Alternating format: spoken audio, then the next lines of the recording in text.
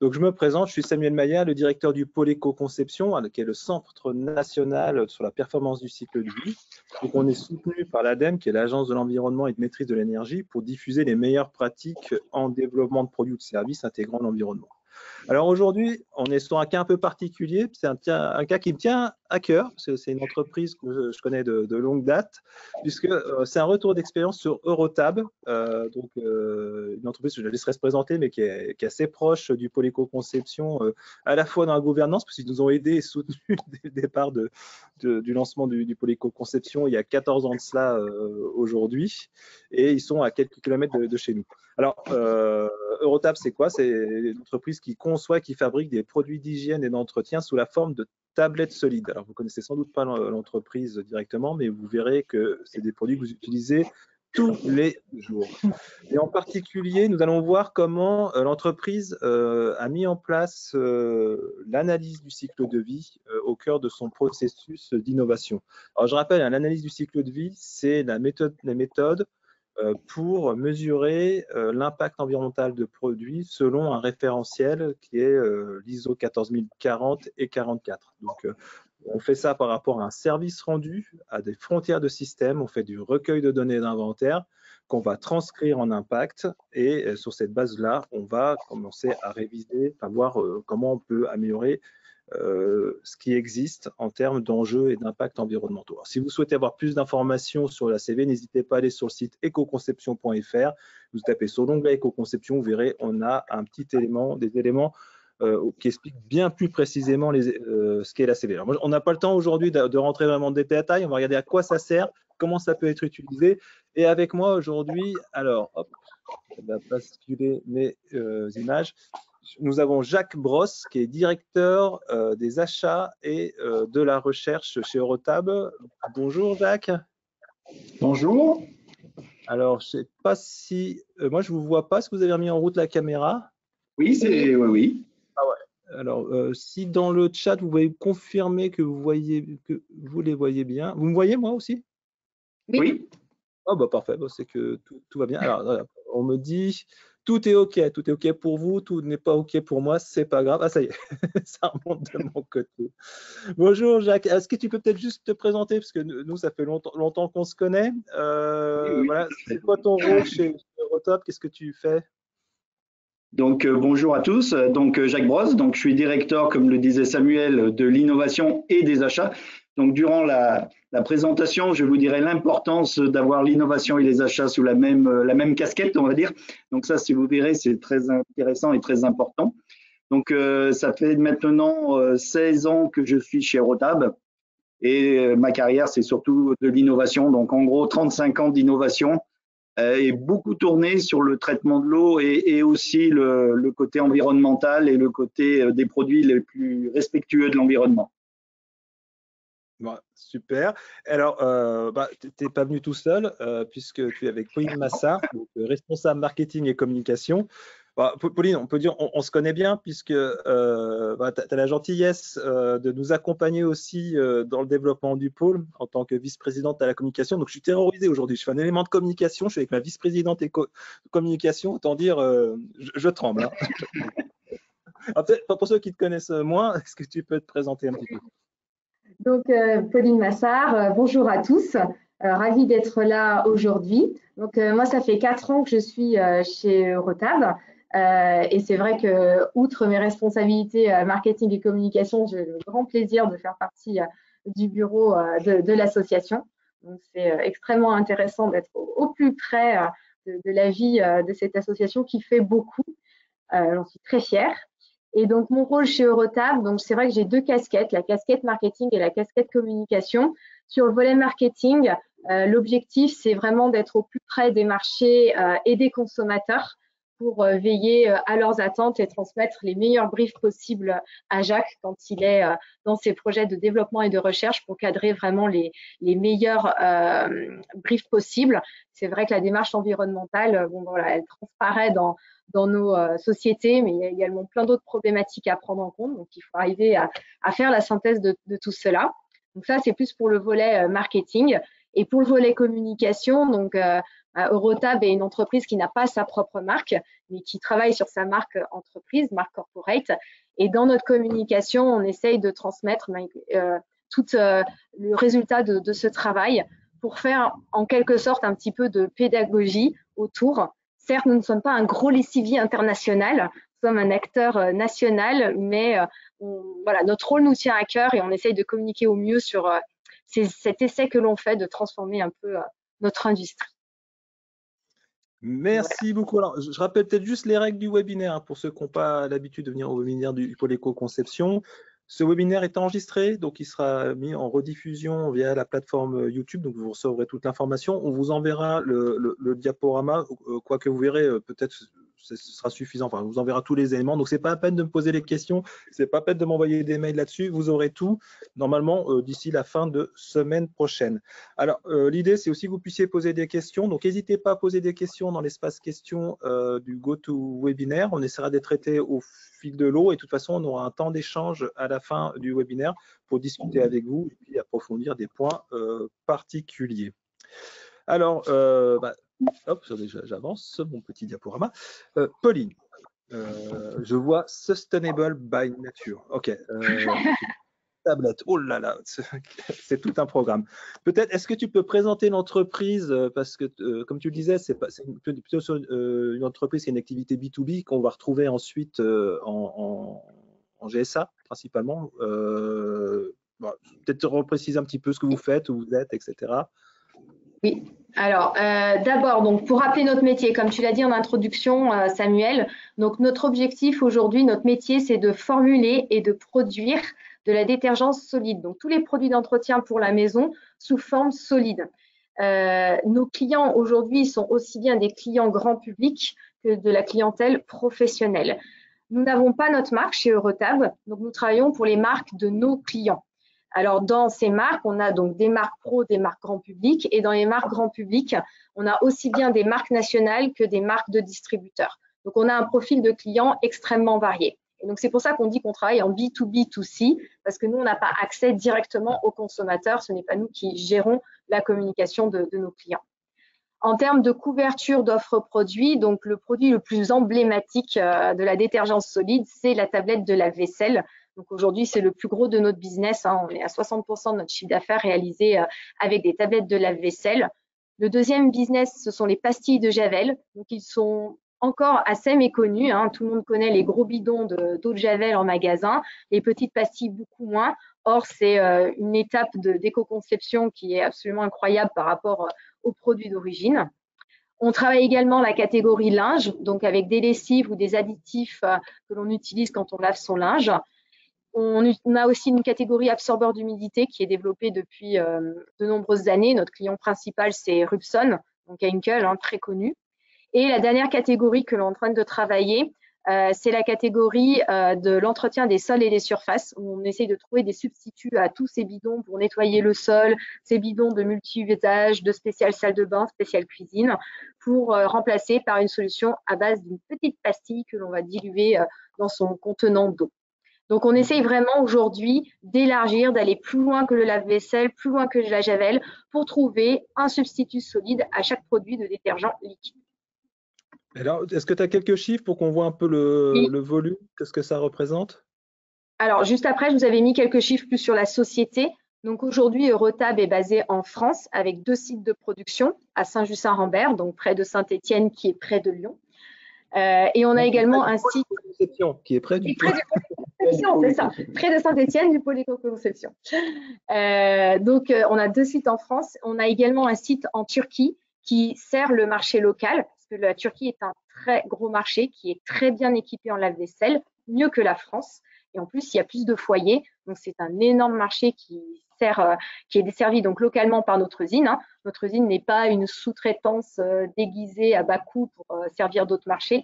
C'est pas du tout ça. Au total, donc sur les 3 sites de production, on est 160 salariés. Et on a 3 filiales commerciales en Espagne, aux États-Unis et au Canada, mais où il y a uniquement une personne aux États-Unis. Vraiment, l'essentiel de la population est concentré sur les 3 sites de production. Eurotab, c'est 72 millions d'euros de chiffre d'affaires en 2022, en croissance. Et je vous ai juste donné un chiffre qui est assez représentatif de notre capacité. Aujourd'hui, on a 10 lignes de production, donc des presses rotatives qui produisent nos tablettes. Et par an, ça nous donne une capacité de 2,2 milliards de tablettes. C'est pas rien, hein. C'est pas rien. On est sur des gros volumes.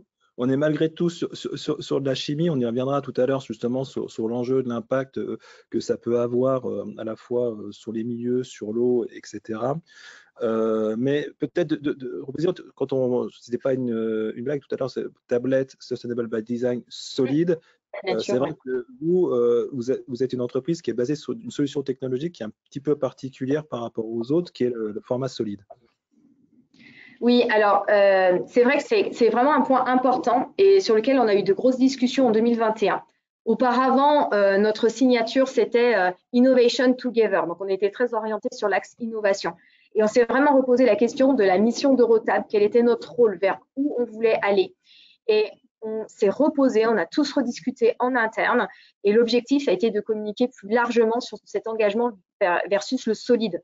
Parce que dans nos concurrents industriels, beaucoup font du solide et du liquide.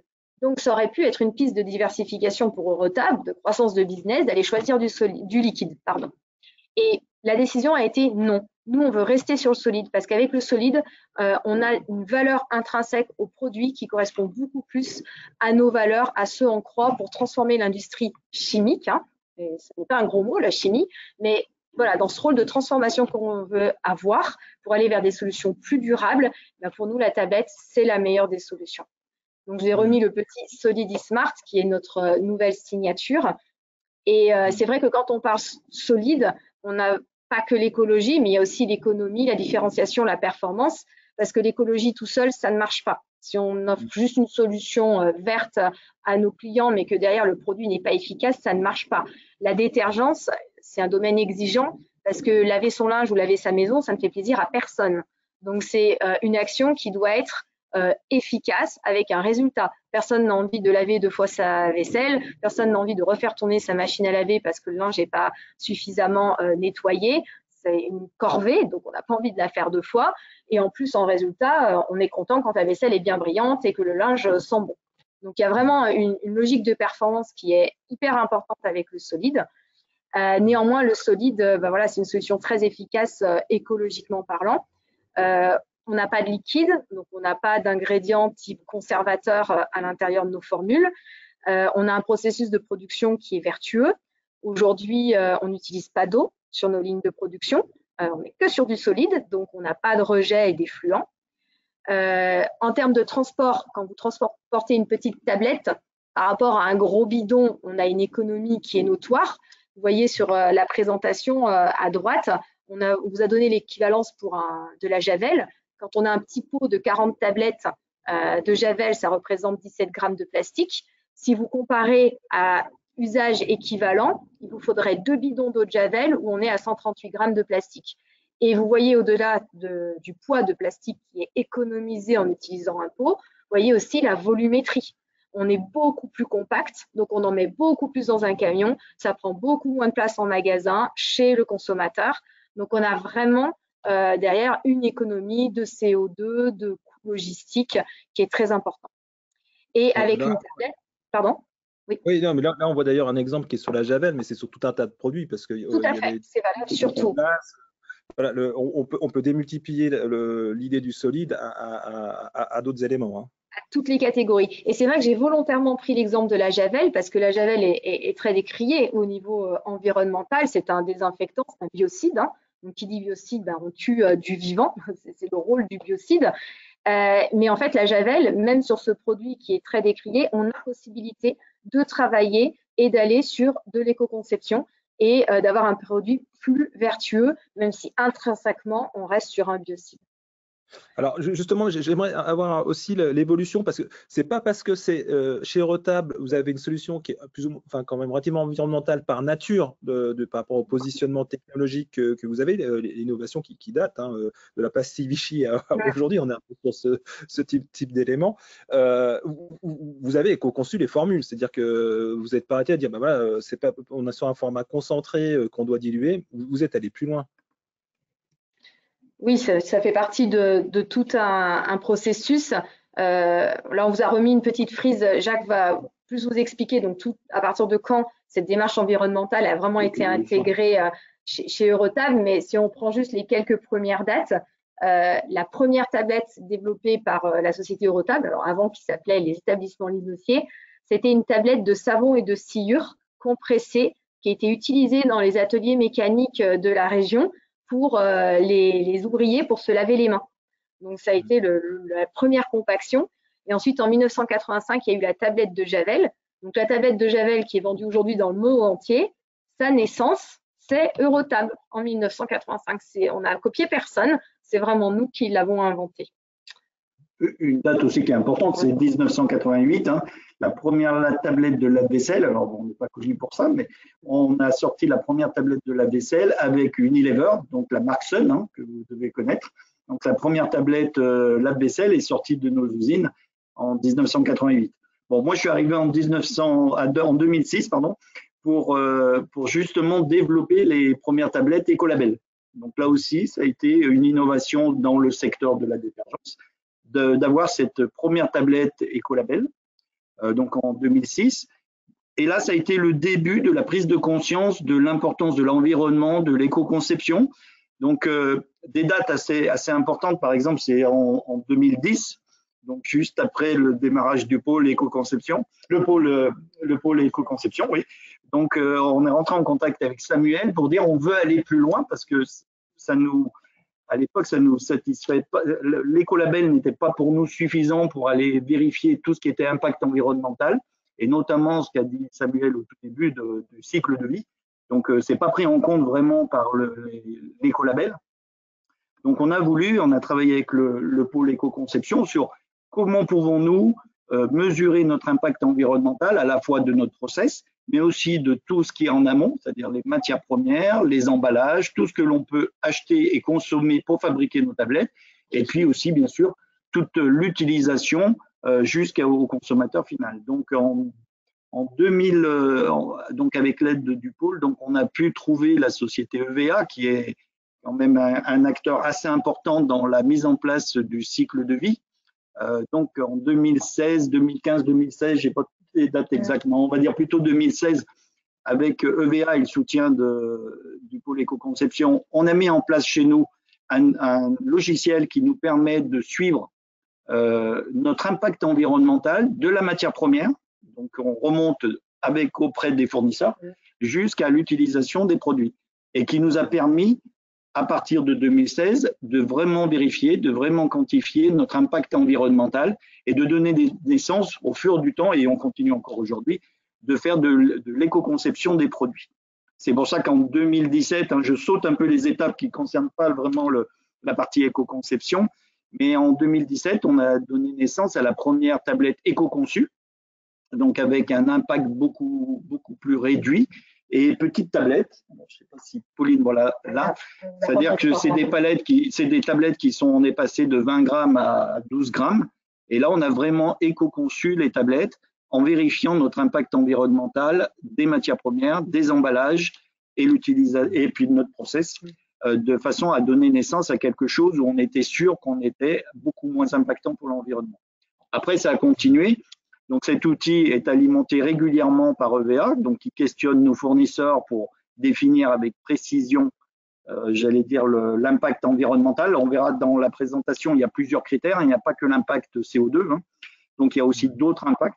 On y reviendra dessus, notamment l'impact consommation d'eau, qui est, à l'heure d'aujourd'hui, me semble un critère très important. Donc, on a continué. En 2019, vous voyez, on a été les premiers à mettre sur le marché la tablette EcoCert, une tablette tout en main EcoCert. Donc, pareil, bien sûr, avec la réglementation EcoCert, et en plus, de mesurer notre impact environnemental. Voilà, donc c'est quelque chose, vous voyez, depuis qu'on a cet outil, ce logiciel de EVA, on ne cesse d'innover avec des produits de plus en plus respectueux de l'environnement et qu'on est sûr et reconnu surtout, parce que EVA, c'est pas le logiciel que l'on a, c'est pas un logiciel que Eurotab, on va dire, hein. C'est un logiciel qui a été mis en place par EVA, qui est reconnu par l'État français et qui est en train d'être reconnu au niveau Europe. Et ça nous permet vraiment mes ingénieurs de recherche vérifier en permanence les formulations, les packaging, de façon à vérifier que l'impact environnemental est de plus en plus réduit. Voilà à peu près pour l'explication oui. J'aimerais justement qu'on discute un petit peu de ce point-là, parce que l'ACV, l'analyse du cycle de vie, des fois, ça peut faire peur, c'est quelque chose de gros. C'est quelque chose. Ah oui, j'ai enlevé, parce qu'on va discuter un peu, j'ai enlevé les slides, hein, je vois des petits commentaires qui approchent. Voilà. On ramènera des slides après, c'est pour que vous puissiez bien voir Pauline et Jacques. Mais comment ça s'est mis en œuvre? Parce que là on n'est pas sur un logiciel, on va dire, générique, hein, c'est un logiciel spécifique, et donc sur lequel vous avez investi très tôt par rapport à d'autres entreprises. Donc, est-ce que tu peux nous dire un petit peu comment ça s'est mis en place? Ça n'a pas forcément été simple, je crois, parce que c'était pas comme tu le dis, donc c'est quand même c'est adapté à notre métier, donc à la métier de la tablette et de la détergence. Donc EVA est venu nous auditer, est venu voir un peu comment on procédait, comment on fabriquait les produits. Et ils ont mis en place un logiciel qui est vraiment adapté à notre métier de détergence, qui nous permet, nous, de mesurer chaque fois que l'on développe, de mesurer l'impact de tous nos tablettes, de mesurer nos process aussi, parce qu'on peut on rentre notre process dans ce logiciel, et on voit si on consomme plus d'énergie, si on consomme plus d'eau, et surtout les impacts des matières premières et des composants. Donc ça, c'est vraiment, et ça nous a pris, avec EVA, ce rapprochement a duré bien 1 an à 2 ans, je pense 2 ans même, pour obtenir ce logiciel qui fonctionne. On fait même des pistes d'amélioration. On avait été à l'époque aidé par l'ADEME justement pour mettre en place ce logiciel au niveau de Rotab.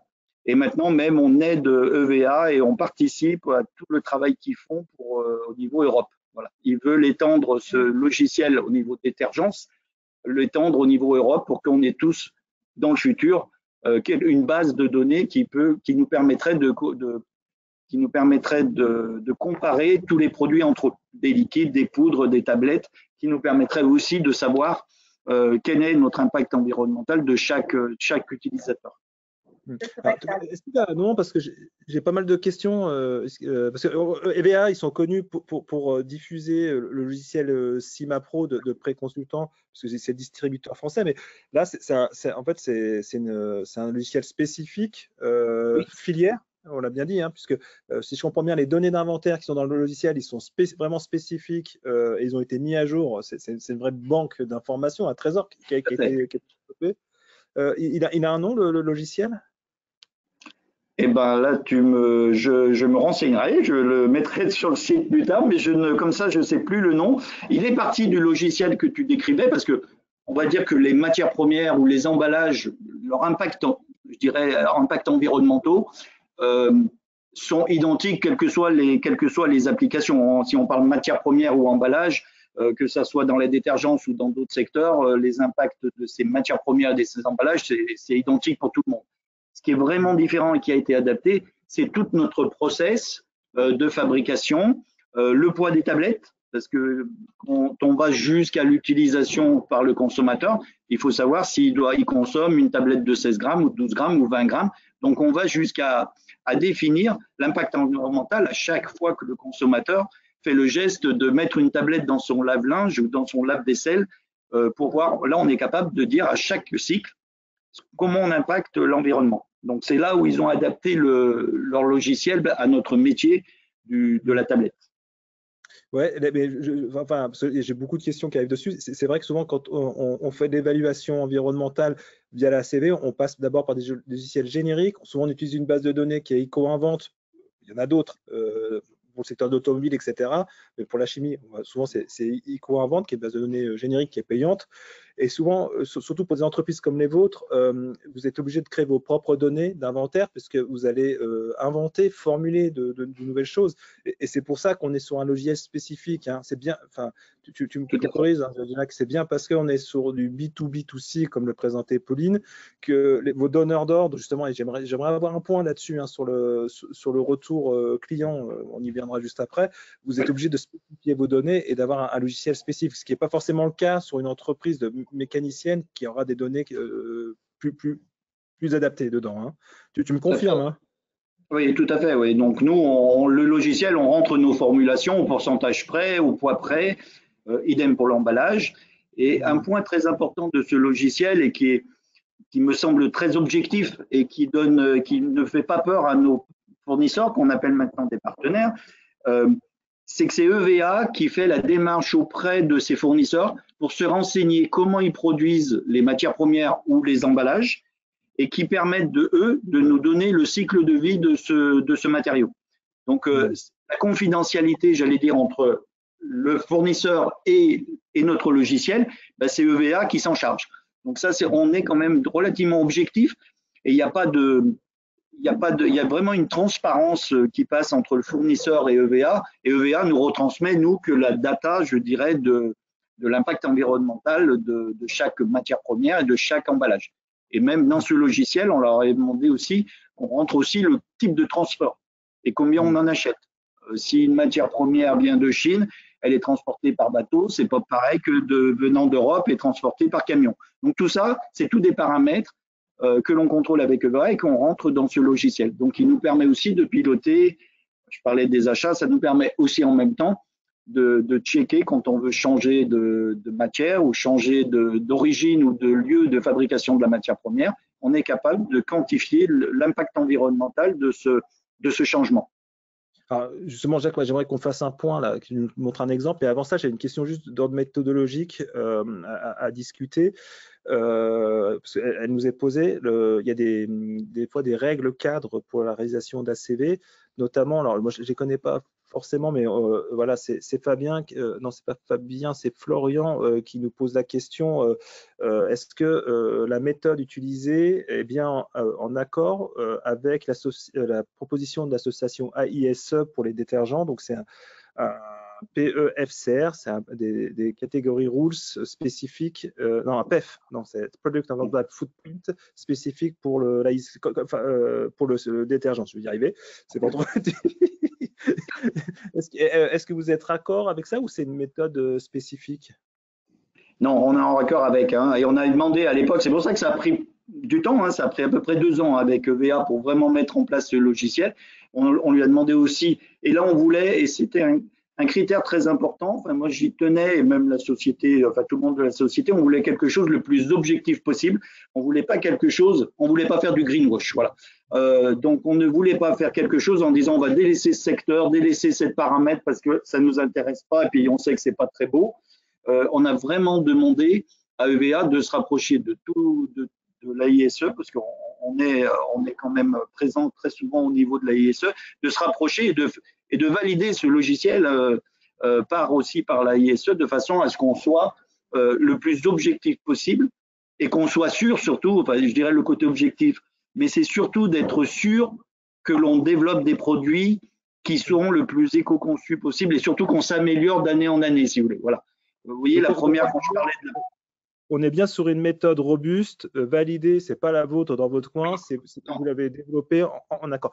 Alors, juste, on veut rentrer dedans, on veut voir les exemples. À quoi ça sert? Est-ce qu'on arrive à éco-concevoir? Est-ce qu'on gagne de la performance? Je crois que vous avez un exemple à présenter. C'est quelque chose qui est développé, hein, je le rappelle, pour l'ensemble des nouvelles conceptions. Hein. C'est-à-dire c'est quelque chose qui est déployé de manière massive. C'est pas uniquement, c'est pour tous les produits qu'on passe par ce processus. Donc, alors, je ne sais pas ce que c'est la Crystal Power. Bon, là, c'est des noms, on a des noms qui est donné par Pauline. Hein, donc, bon, voilà. Donc, on est dans le marketing. J'assume. Non, là, vous voyez un exemple donc, de ce que nous ressort ce logiciel. Donc, il y a 12 critères au niveau de l'ACV que vous voyez ici. Comme nous, on évolue en fonction du temps. Il y a 4 critères à l'heure d'aujourd'hui que l'on pilote, que l'on suit énormément. Bon, le changement climatique, donc la quantité de CO2 libérée par notre activité. Enfin, quand je dis notre activité, c'est des matières, des composants, l'utilisation et tout ça.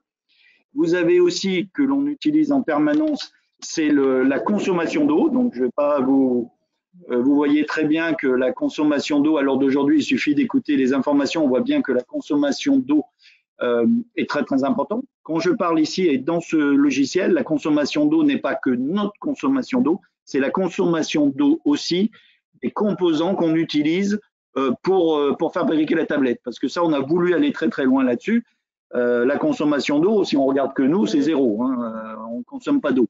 Par contre, pour fabriquer certaines matières premières, le fournisseur a besoin d'eau, a besoin d'utiliser donc de l'eau. Et ça, c'est dans ce logiciel, matière par matière, composant par composant, on est capable de voir si le produit consomme beaucoup d'eau ou pas. Ensuite, on a, nous, l'épuisement des ressources, parce que bon, ça, c'est quand même un critère le plus important. Et puis le dernier… L'augmentation des prix qui impacte la filière. Et le deuxième qui est aussi très important, parce qu'on rejette, le consommateur, quand il utilise la tablette, il rejette dans l'environnement quand même les eaux, entre guillemets, usées ou de lavage. Donc, on suit aussi l'eutrophisation des eaux douces. Donc, c'est tout ce que vous rejetez au niveau de la maison en utilisant soit les tablettes de linge, soit les tablettes de sol, soit les tablettes de lave-vaisselle. Donc, ça, c'est des critères. Voilà, nous, c'est les 4 critères à l'heure d'aujourd'hui qui nous semblent le plus importants. Bien sûr, on regarde tous les autres, mais c'est les 4 critères quand on développe que l'on suit et qu'on veut réduire à tout prix au moment des développements. Donc, vous avez des objectifs sur ces 4 critères et après, vous pilotez les transferts de pollution sur les autres indicateurs d'impact qu'on voit là, ce qui est vraiment aligné avec la démarche d'éco-conception nous posait. Alors, on voit la formule Ultimate Base face à la Power Crystal Power. Voilà, on voit qu'il y a une nette amélioration. Ça, c'était l'ancienne formule, c'était une formule de chez vous. Ça, si tu veux, c'est les nouvelles générations que l'on crée. On prend toujours l'ancienne et on compare par rapport à ce que l'on développe. Donc là, on est en base 100. On s'est mis l'Ultimate Base, c'est-à-dire une formule qui date de 1 an maintenant. On s'est mis en base 100 et le Crystal Power, c'est la nouvelle génération qui est sur le marché.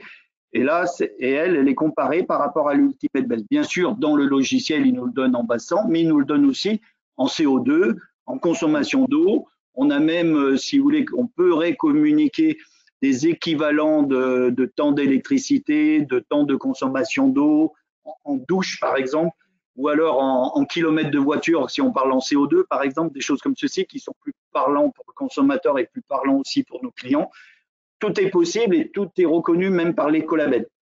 L'écolabel reconnaît grâce à EVA qui est reconnu surtout, reconnaît nos résultats et on pourrait claimer, enfin si les clients le souhaitent, ils peuvent claimer des choses sur leur packaging qui seraient reconnues par l'écolabel, voire même l'Écocert, parce que les deux reconnaissent notre bilan carbone, si vous voulez, enfin notre bilan environnemental.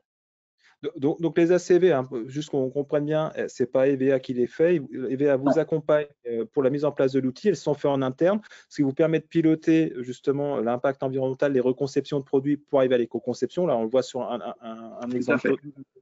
Moi, ma question, Pauline, c'est est-ce qu'il y a des comment on parlait de grands lessiviers, j'ai entendu Unilever, Sun, etc. Comment ils appréhendent justement, est-ce qu'il y a une demande, est-ce que le marché tire, est-ce qu'il y a des éléments qui sortent? Parce que vous, c'est un gros investissement, ça fait 15 ans que vous investissez sur l'environnement. Qu'est-ce que ça vous rapporte? Alors, je dirais que tous les clients sont intéressés, mais tous ne vont pas le transposer dans la réalité de la même façon. Aujourd'hui, quand on parle à des marques qui sont par exemple dans les magasins spécialisés type La Vie Claire, Sartori's, etc., ou les startups qui ont des positionnements marques très orientés développement durable, là, on va avoir un super bon relais de ces informations. Donc, on va avoir des marques qui viennent avec des cahiers des charges très précis. Donc, ils ont des listes d'ingrédients à ne pas utiliser qui recoupent souvent les certifications et qui vont même au-delà. Ils sont hyper friands de justement ces économies qu'on peut leur montrer, leur prouver. Voilà, c'est des choses dont ils sont vraiment très friands. Par contre, on a aussi des grands lessiviers qui, eux, ont plus de mal. C'est-à-dire que dans l'échange au niveau des équipes marketing, R&D, ils vont être très à l'écoute de ces informations, mais ils ne vont pas forcément les relayer jusqu'aux consommateurs. Parce que, encore, le cœur du marché reste du conventionnel. Donc, nous, dans notre jargon, on dit conventionnel green. Alors, green, c'est pas super parce que ça fait penser à greenwashing, mais on n'a pas trouvé encore d'équivalent. Mais c'est vrai qu'on parle marché conventionnel, marché green. Et aujourd'hui, le conventionnel reste le plus gros du marché.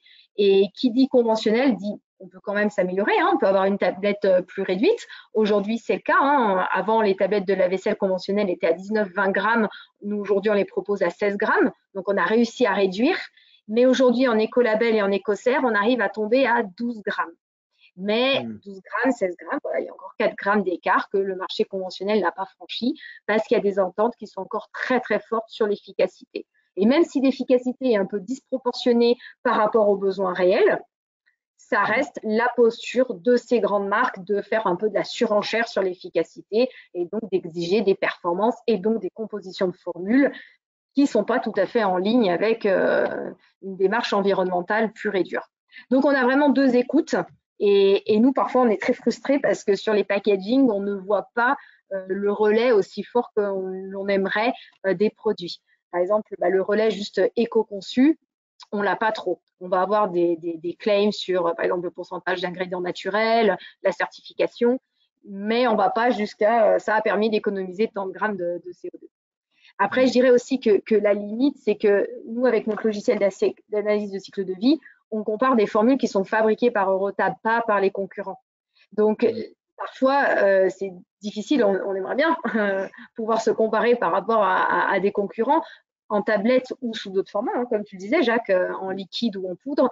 Aujourd'hui, c'est la limite et c'est ce sur quoi vous travaillez au niveau européen. C'est ce que l'on travaille avec EVA, donc c'est le projet ASCOR, hein, si vous allez voir sur Internet, le projet ASCOR, c'est un projet européen qui est un peu piloté, où EVA il participe de façon importante et nous, on aide dans cet cheminement, parce que comme le dit Pauline, nous, on veut pousser le vice de comprendre si on est plus impactant pour l'environnement avec un liquide, une poudre, une tablette. Donc, ce logiciel dans le futur sera capable de le faire. Et comme on a à l'heure d'aujourd'hui le Nutri-Score, je dirais, sur l'alimentaire, dans les années qui vont venir, il y aura quelque chose aussi sur la détergence et on espère ça dans les 2 ou 3 ans. Et ça nous permettra d'avoir vraiment des comparaisons et de faire que tout le monde, tous les industriels, puissent faire des produits le plus éco-conçus et le moins impactant pour l'environnement. Alors, finalement, vous présentez les résultats à vos donneurs d'ordre et ils ont accès à ces informations-là et c'est eux qui font opérer entre les. Donc, pour chaque conception, développement de produits, vous fournissez les preuves associées par rapport à l'environnement. Charge à eux de choisir le produit qu'ils souhaitent et ensuite de claimer ce qu'ils souhaitent claimer. C'est là où Pauline, tu es un peu déçue par rapport aux grands lessiviers qui continuent malgré tout à vendre du liquide et c'est compliqué. Et c'est ça. Donc, ils ne peuvent pas se tirer une balle dans le pied, si je puis dire, en dénigrant trop le liquide par rapport au solide parce qu'ils vendent du liquide. Et puis, ils ont parfois aussi des exigences. Moi, personnellement, la première fois que j'ai été confrontée à cette objection, les bras m'en sont tombés, mais c'est très vrai. Quand on est vendu en magasin, la surface de communication en magasin, elle est super importante. Et nous, on a proposé notamment une boîte qui est très compacte, qui permet d'accueillir les tablettes avec des remplissages hyper optimisés. Et on a eu des clients qui nous ont dit, oui, mais elle est trop petite, votre boîte, en fait. Certes, elle est super compacte, elle est super optimisée, le taux de remplissage est au top, mais je ne peux pas mettre assez d'informations, en fait, sur cette boîte. Moi, j'ai une boîte plus grosse, qui soit plus visible en rayon et sur laquelle je vais pouvoir mettre plus en avant mes revendications. Et donc là, on se dit, mince alors, on va avoir du vide, alors que justement, l'objectif, c'est de ne pas avoir de vide. Alors, là, on a fait le point plutôt via le marché. Donc, on voit que ils acceptent, ils sont contents d'avoir l'information, ils l'utilisent de manière plus ou moins différenciée en fonction du positionnement des entreprises. Mais Jacques, justement, tu en as parlé tout à l'heure, je crois que c'était en introduction, tu m'as dit, attendez, moi, je vais revenir sur un point qui sont les achats et la recherche, le développement, l'innovation. Et quand on a préparé le webinaire, tu m'as dit, ouais, c'est quand même un truc pour le coup, qui a été assez extraordinaire. Tu peux nous en parler? Oui, j'avoue que c'est une des réussites de ce logiciel, on va dire, de cette démarche, c'est l'innovation et avec les partenaires. Tu vois, je ne parle même plus de fournisseurs, je dis partenaires. Il y en a quelques-uns, là, je sais qu'ils sont ici. Mais ça permet parce que, comme tu le dis, nos clients peuvent avoir accès à la base et voir l'impact environnemental du produit qu'ils vont nous acheter. Mais les fournisseurs et les partenaires peuvent avoir accès aussi à notre base pour savoir comment eux, de leur côté, peuvent améliorer aussi leurs produits. Quand ils me soumettent un produit, eh ben avec EVA, ils nous mettent le nouvel impact environnemental de cette matière première et on fait de l'innovation avec les partenaires. Et ça, je ne m'y attendais pas au moment de la mise en place du logiciel. On crée de nouveaux produits grâce aux partenaires qui nous apportent des nouveautés sur le marché et on voit que ça s'accélère. C'est en train d'être exponentiel et c'est un vrai gain, bon, je pense pour nous, ça c'est sûr, parce qu'on met des produits de plus en plus innovants et de moins en moins impactants pour l'environnement. Et aussi pour les partenaires, ça leur permet de développer des nouvelles matières. Souvent, ça leur permet de faire moins de déchets chez eux aussi. Donc, c'est vraiment une démarche win-win. Donc, ce partenariat, j'allais dire achat, innovation, est assez important. Alors, je dis achat, mais ce serait plutôt partenaire avec. Mais nous, ça nous permet de piloter ça. Et il y a une vraie, j'allais dire, c'est exponentiel avec ces partenaires-là. Et on fait vraiment de l'innovation avec eux grâce au logiciel, quoi. Et on le partage régulièrement, on regarde et on analyse tout ça. Et honnêtement, pardon, je vais prendre mon portable. Donc c'est un point, je dirais, par un retour d'expérience. Donc ça fait, on va dire, à peu près maintenant 10 ans qu'on a un peu plus ce logiciel. C'est vraiment impressionnant.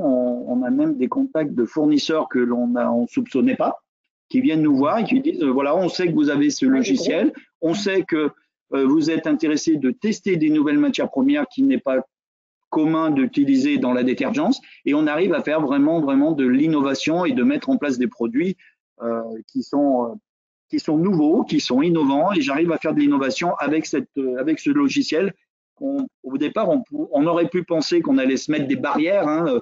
Je ne le prends pas parce qu'il est trop polluant, mais non, au contraire, on fait vraiment de l'innovation avec. Et puis, ça ne sert pas qu'à Eurotab, c'est-à-dire que ces ingrédients, ils sont ensuite proposés à tous les acteurs de la détergence.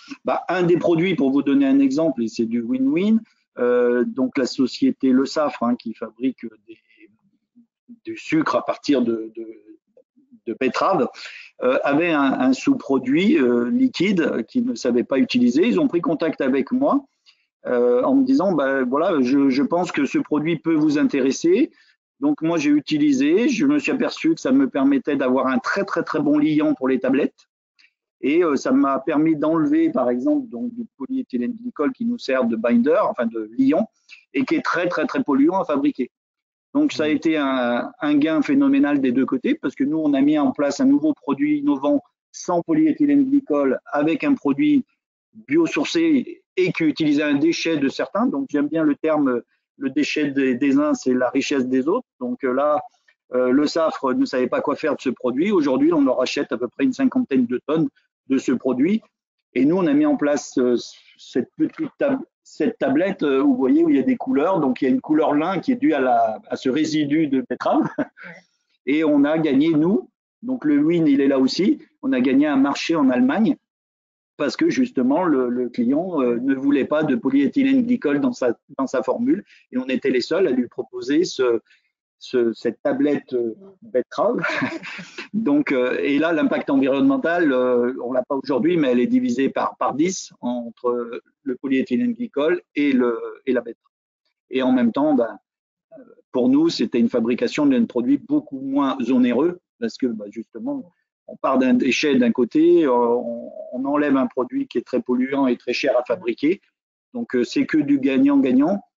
Et le Safre est venu parce qu'il savait qu'on avait ce logiciel cycle de vie. Voilà. Et j'en ai d'autres qu'on ne peut pas dire. Vous avez beaucoup, on est contraint par le temps. Et en plus, vous avez plein d'innovations. Vous ne pouvez pas parler là, mais n'hésitez pas à contacter Pauline ou Jacques. C'est des choses qui ne peuvent pas être présentées de manière publique. On le sait, hein, voilà, vous avez compris, on me demande justement, il y a des questions sur comment on sécurise les fournisseurs quand on en a qu'un, etc. Alors, on va prendre peut-être 5 minutes pour traiter certaines questions qu'on n'a pas pu voir lors du webinaire. Peut-être juste un point sur l'ACV. Est-ce que dans la méthode qui est en place, est-ce qu'il y a un système sur les marges d'erreur, les incertitudes, comment c'est traité aujourd'hui dans l'outil qui a été développé? Alors, la marge d'erreur, alors on fait vérifier notre base régulièrement par EVA parce que justement, la marge d'erreur surtout, c'est si le partenaire change sa façon de procéder, hein, s'il améliore quelque chose ou si au contraire il se pénalise. Donc régulièrement, on demande au moins une fois par an à EVA, on lui demande de vérifier que il n'y a pas d'évolution, par exemple, de la façon dont le produit est fabriqué par nos partenaires. Donc c'est juste je pense que VA rentre en contact avec les partenaires pour savoir un petit peu comment ça se passe et ça nous permet, c'est la marge d'erreur pendant peut-être quelques mois, s'il y a quelque chose qui s'est amélioré, ben on peut ne pas l'avoir peut-être dans notre base, mais c'est quelque chose qui est vivant, qu'il faut faire vivre. Mais comme aujourd'hui nos partenaires sont sensibles à ça et ils veulent vraiment aller dans ce secteur-là, d'eux-mêmes, ils nous disent, ben, j'ai fait des améliorations, j'ai changé le process, et bien on les met en contact avec EVA, et EVA, de temps en temps, nous corrige la base en disant, ben, il y a moins d'impact environnemental pour certaines matières. Bon, ben, nous, ça nous arrange aussi parce que ben, on pénalise moins le produit, hein, donc voilà, on le fait régulièrement. Et puis bien sûr, à chaque nouveau composant, on demande à EVA de rentrer en contact avec les partenaires pour qu'ils nous le créent dans notre base, hein. Donc c'est pas un logiciel qui a été créé, qui ne vit pas, il faut le faire vivre en fonction des matières qu'on utilise et des composants et en fonction des améliorations des produits chez le partenaire, quoi. Alors, juste pour info, je vous ai mis dans le chat, si vous voulez avoir le retour d'expérience complet, il y a une fiche qui est téléchargeable, qui est l'éco-initiative. Donc, il y a une explication en 4 pages de ce qui a été déployé. J'avais une question pour Pauline, notamment sur l'exemple qu'on voyait tout à l'heure. Est-ce que ça suit l'aspect économique, TCO, etc. Comme le fait d'avoir éco-conçu, est-ce qu'on va dans le sens on parle de réduction d'impact environnemental, mais est-ce qu'on va dans un sens qui va aussi dans le sens de la rentabilité économique de l'organisation? Alors, nos formules aujourd'hui, elles sont forcément vendues un tout petit peu plus cher que du conventionnel. Ça, c'est impossible à éviter à date. Par contre, c'est vrai qu'il y a une élasticité qui est tolérée au-delà duquel un consommateur ne voudra pas aller. Donc, on sait qu'aujourd'hui, en plus, l'environnemental souffre, hein. Dans les rayons, les offres sont un petit peu coupées par les distributeurs. Tout le monde regarde à son panier. Donc, les temps sont un petit peu durs pour les solutions certifiées. Donc, voilà, c'est un point de vigilance et c'est même, je dirais, une menace aujourd'hui, l'économique. Quand on demande comme ça en spontané aux consommateurs, ils ont tous envie d'avoir quelque chose de plus vert et de plus durable. Mais voilà, il y a des contraintes économiques qui sont très fortes et actuellement, c'est assez difficile, c'est vrai. Mais je ne parle pas que de la détergence dans ce cas-là, hein, je parle de tout. Et de toute façon, être vert, dire qu'on a une formule verte ou qu'on a une certification, ça ne suffit pas. Le triptyque écologie, mais aussi économique et efficacité est complètement obligatoire. Faire du vert sans l'écologique et l'économie, sans l'économique et la performance, ça ne marche pas. Ça, c'est un point très important parce qu'il y a eu des erreurs dans le passé, hein, et c'est peut-être ce qui nous pénalise encore. Et souvent, qui disait green disait des produits de basse qualité. Il faut faire des produits de qualité et bien sûr avec un prix le plus attractif possible pour les clients et le consommateur. La démarche est maintenant, je peux dire qu'on quand même, en étant acheteur, qu'on arrive à faire des économies en fonction des matières que l'on met, hein. Si je prends juste l'exemple que je citais, ce produit qui était un déchet chez Le Safre, c'est beaucoup moins cher que les polyéthylènes glycols. Donc, on arrive aussi à faire de l'innovation, à faire des produits innovants sans pour autant avoir un produit qui est très cher et de qualité aussi. Et ça, c'est clé. Là, Pauline, on est d'accord, il faut vraiment faire de la qualité. Le consommateur veut acheter de la qualité en ayant l'impact environnemental le plus faible possible. Surtout quand on veut faire, parce que l'objectif, ça n'est pas de garder ces offres-là comme des niches sur une seule partie de consommateurs qui est prêt à payer un peu cher, et puis c'est pas grave s'il n'y a pas trop de résultats. Ça, c'était avant. Aujourd'hui, l'idée, c'est vraiment de le démocratiser, de le faire rentrer dans toutes les gammes. Et là, forcément, le rapport efficacité-prix écologie est complètement gagnant si on veut conquérir et séduire le plus de consommateurs possible. Ok. Alors, il y a une question qui revient parce que c'est pas forcément évident de vous identifier, Eurotab en rayon. Comment on peut savoir qu'on achète du produit Eurotab? Alors, si vous achetez des MDD, donc des marques de distributeurs français, vous avez de grandes chances de tomber sur Eurotab, au moins dans 5 enseignes sur 7. Ouais. Okay. Mais c'est vrai qu'on n'est pas marqué. Et notamment une fameuse enseigne stéphanoise. Ah bon? Oui. Non, là, oui, c'est le côté un peu négatif. Alors, oui. dans ce sujet, c'est que comme on ne peut pas communiquer on communique par des webinaires comme maintenant, mais c'est sûr qu'on ne peut pas atteindre vraiment des fois le consommateur avec nos produits éco-conçus. C'est le côté un peu frustrant que l'on a, hein, mais bon, il y a la France, mais il y a aussi pas mal de pays, notamment Canada, États-Unis, où là, on communique quand même avec des conseillers nationaux qui sont très tournés environnemental et qui nous permettent de mettre des claims qui permettent de reconnaître quand même l'éco-conception, quoi. En tout cas, si on veut nous trouver, en GMS en France, on est dans les MDD, voilà, normalement, on est bien présent.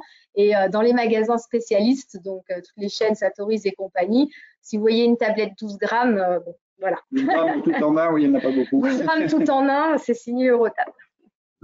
Merci beaucoup pour ces éléments. Je crois que vous avez conquis toutes les personnes qui écoutaient qui ont suivi notre webinaire. Bien entendu, on va tout vous envoyer rapidement. N'hésitez pas vraiment à télécharger la fiche. Alors, juste pour rappel, pour ceux qui aimeraient aller plus loin, déjà, il y a le site écoconception.fr qui représente l'ACV, donc n'hésitez pas à aller fouiller dedans. Vous trouverez toute l'information sur l'éco-conception à l'ACV. On propose un certain nombre de formations. C'est pareil, je vous envoie les liens vers les formations. Je vous ai mis les quelques dates des prochaines formations, qu'elles soient en ligne ou en présentiel. Alors, n'hésitez pas à contacter ma collègue Sacha Conrad qui s'occupe de tout ça, qui écoutera bien votre besoin. Et bien entendu, on fait aussi un peu d'édition.